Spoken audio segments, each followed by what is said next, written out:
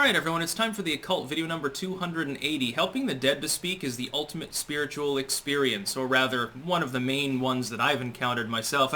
I think I might have astrally projected vaguely last night, and that was even more bizarre than a normal lucid dream. I'll get into that in a separate Occult video. I did a write-up on Minds, though, this morning, just because it's, like, very bizarre, so you can read that at your leisure if you're on minds.com, link in the description. Anyway, I was thinking about this not in the sense of mediumship, like, spirit rapping and Ouija boards and stuff. I'm not talking about mediumship, because I don't really believe in that. The dead and the living, not necessarily dichotomous anyway, in my personal spiritual belief. I don't really see death as being sort of a separate phenomenon. It's just sort of part of a phase that existence goes through, if that makes any sense. I'm spiritual but not religious. I don't think you go into the ground and then you spend the rest of time burning or up in glory. I don't believe in that sort of thing. If you have reincarnation, death is kind of a meaningless concept. It's okay. It's the decay of the corporeal form. The one that is basically just a meat machine that is driven around by a spirit or a soul or whatnot, what have you, an energy force.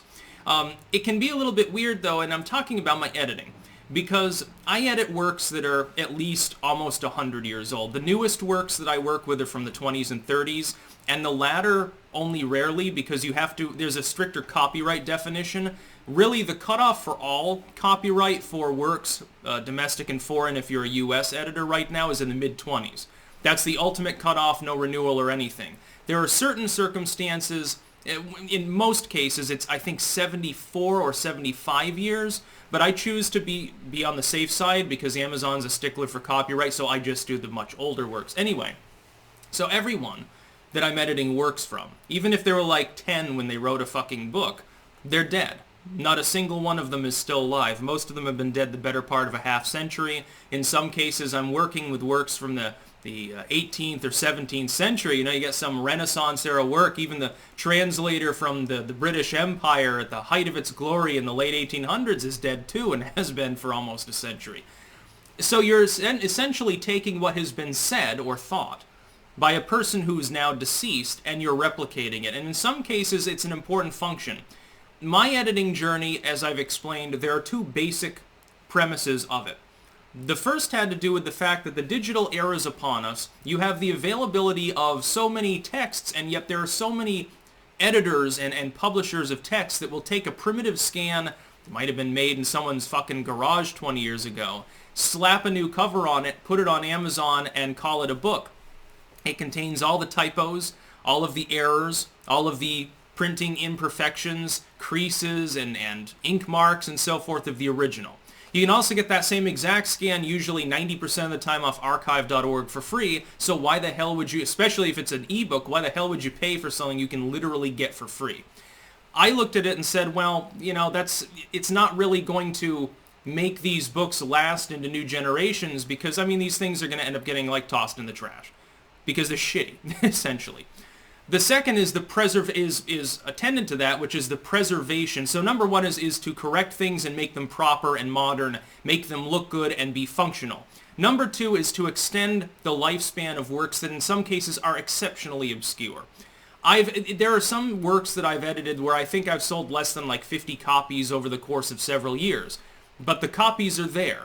The number of extant copies of the initial work might be in the single digits. The work's other than its digital format, in some cases what I'm working with is a labor of love sort of thing because it's almost extinct. But if I can promulgate it to an audience of thousands, tens of thousands of people, with videos, blog posts, and so forth, if I can make a proper copy of it that can be replicated and sold, paperback of course, I don't really work with ebooks for that reason, I feel like I'm helping the dead to speak. After a fashion. When you really think about it, it gets a little bit odd. It's like the same is true of any form of medium.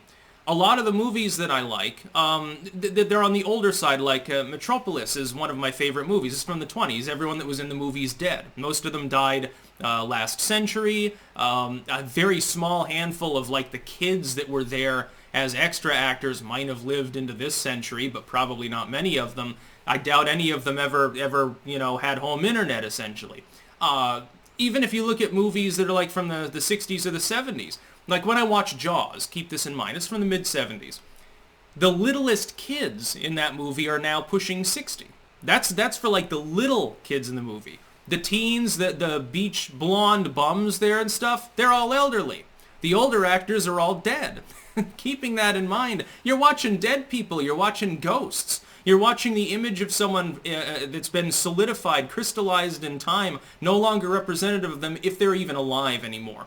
I think with books, it's even more strange. The strangest would be with music. You know, you're hearing a song by a dead person. I like music from the fucking Victorian era. You know, again, a lot of those people have been dead for 100 years. It's kind of creepy when you think about it. But with books, the impartation of knowledge, even the knowledge itself is trapped in time. A lot of what you read there, like with World of Wonders, which was the last book that I edited. I've got another one that's processing now. It's a fairly short, again, a labor of love, essay-style lecture work, an Ingersoll lecture, actually, on immortality. With that work, some of the claims that it made, they were perfectly scientific in 1845 when it was written. Like that there was no proof that there was a pygmy tribe in the middle of Africa at the source of the Nile. Well, we know that that's true. The tribe exists. Multiple tribes. But they hadn't penetrated that far into the underbrush yet. So, you know, they had these sporadic sightings by people. They just assumed, well, you're an opium addict.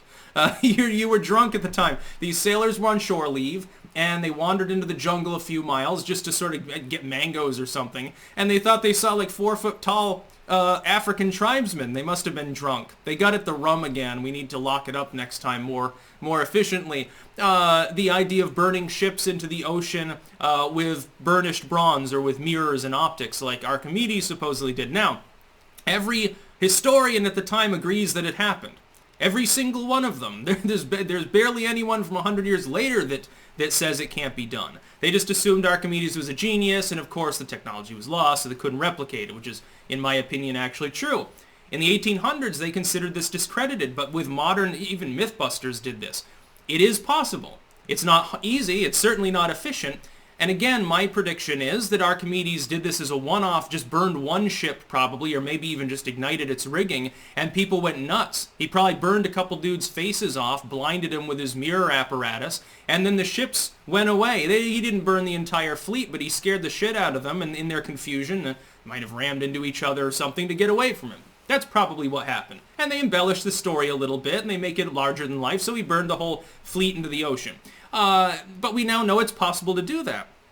At the time, it's not, and so even the ideas, the philosophical ideas, treatments of history, of folklore, of everything, is locked in time, and in the ultimate bizarreness, even the folk tales they were recounting were locked in time when they were initially talking about them. It's like an entirely new generation of literature on the back, by the way, of technology that makes it possible to take tangible books. I've sold something like 130,000 paperbacks at this point.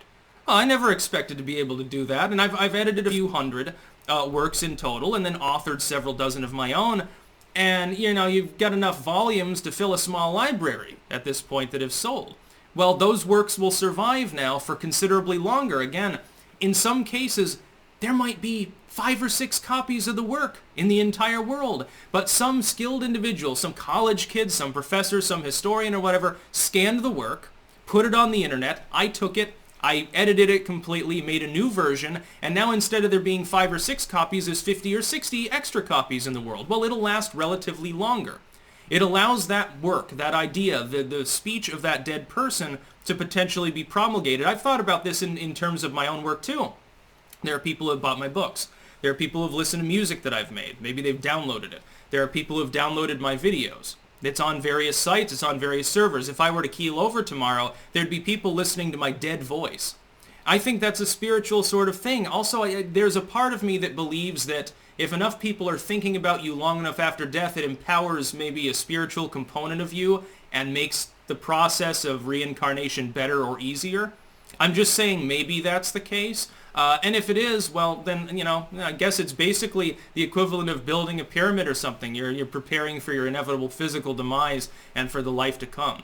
Very, very interesting shit. Yeah, I like helping the dead talk. I don't even need a magic crystal or a wand to do it. That's about all. Peace out.